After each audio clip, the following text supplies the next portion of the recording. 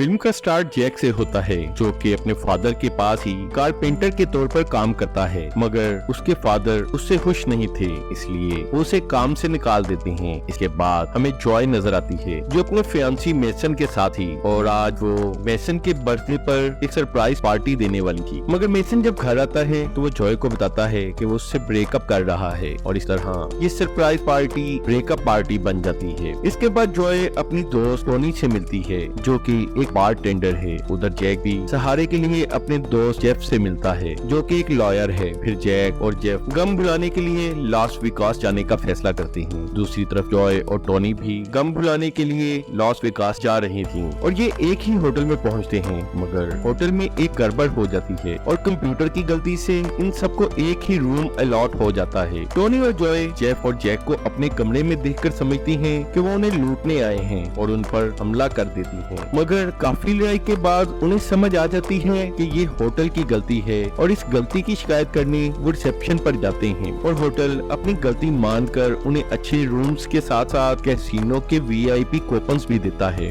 इन coupon से ये अच्छी पार्टी करते हैं और बहुत ज्यादा ड्रिंक करते हैं। रात को नशे में ही जैक और जॉय शादी कर लेते हैं। सुबह जॉय को अंदाजा होता है कि उन्होंने रात को क्या कर दिया है, और वो फौरन जैक के पास जाती है, जो कि कैसीनो में स्लॉट मशीन पर गेम खेल रहा था। जॉय उसे फौरन डिवोर्स करने के लिए कहती है, मगर उसी वक्त जैक स्लॉट मशीन में $3 मिलियन जीत जाता है। ये देखते ही जॉय कहती है कि वो उसकी बीवी है, इसलिए आधे पैसे उसके भी हैं, और इस बात को लेकर दोनों की लड़ाई हो जाती है और बात अदालत तक पहुंच जाती है। कोर्ट में जैक का कहना था कि वो जॉय को अपनी बीवी नहीं मानता, लेकिन जॉय कोर्ट में तस्वीरें और वीडियोस दिखाती है जिसमें जैक ने उसे अपनी वाइफ मानना था। इस पर कोर्ट फैसला करती है कि उन्हें 6 महीने एक साथ रहना होगा, और अगर 6 महीने बाद भी ये दोनों डिवोर्स का फैसला करते हैं तो आधे पैसे इन दोनों को मिलेंगे और आधे पैसे कोर्ट रख लेगी। अब इस फैसले की वजह से मजबूरन दोनों को इकट्ठे रहना पड़ता है, और ये दोनों एक दूसरे के लिए काफी मुश्किलें खड़ी करते हैं। जैक घर में हर वक्त उधम मचाए रखता था, सारे सामान को इधर उधर फेंकता रहता और काफी गंद मचाता था, जिससे घर में हर तरफ काफी बदबू फैली रहती। इन तमाम बातों से जॉय बहुत इरिटेट होती। फिर बदला लेने के लिए वो अपने कुछ फ्रेंड्स को पार्टी के लिए बुलाती है, और बदले में जैक भी अपने दोस्तों को बुला लेता है, और जैक इसके साथ जॉय के ड्रिंक में कुछ नशा मिला देता है, और इसे पीकर जॉय काफी हाई हो जाती है, और वो अपने ऑफिस में भी उल्टी सीधी हरकतें करती है। मगर बाद में उसे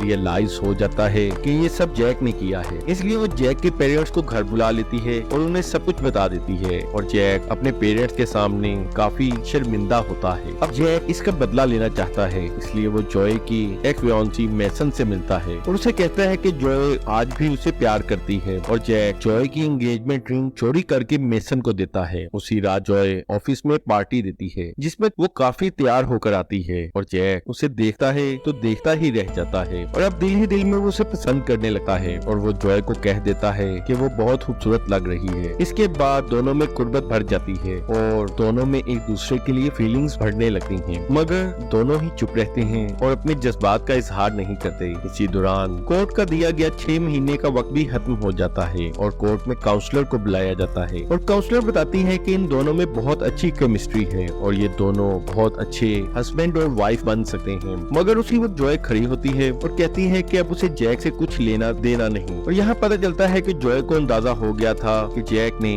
उसकी रिंग चुराकर मेसन को दी थी, क्योंकि मेसन जॉय को मिला था, और उसने जॉय को रिंग वापस की, और इसी वजह से जॉय ने अंदाजा लगा लिया कि ये सब जैक ने किया है, इसलिए वो जैक से कभी मिलना नहीं चाहती, और ना ही वो उसका पैसा चाहती थी, और इस तरह जैक ये केस जीत जाता है। मगर जीतने के बाद भी वो हार गया था, और अपने पेरेंट्स के कहने पर वो रियलाइज करता है कि वो अभी भी जॉय से प्यार करता है। ये रियलाइज होते ही वो टोनी के पास जाता है, मगर टोनी को भी नहीं पता था कि इस वक्त जॉय कहाँ है। मगर वहीं जैक को याद आता है कि जॉय ने उसे बताया था कि जब भी वो उदास होती है तो वो समुद्र किनारे जाती है। ये याद आते ही जैक भी समुद्र के किनारे पहुँचता है, जहाँ उसे जॉय मिल जाती है, और वहीं वो जॉय को प्रपोज करता है, और जॉय भी इस प्रपोजल को एक्सेप्ट कर लेती है, और इसके साथ ही ये फिल्म इस हैप्पी एंडिंग पर ही एंड हो जाती है। और अगर आपको स्टोरी अच्छी लगी हो तो सब्सक्राइब करना ना भूलिएगा।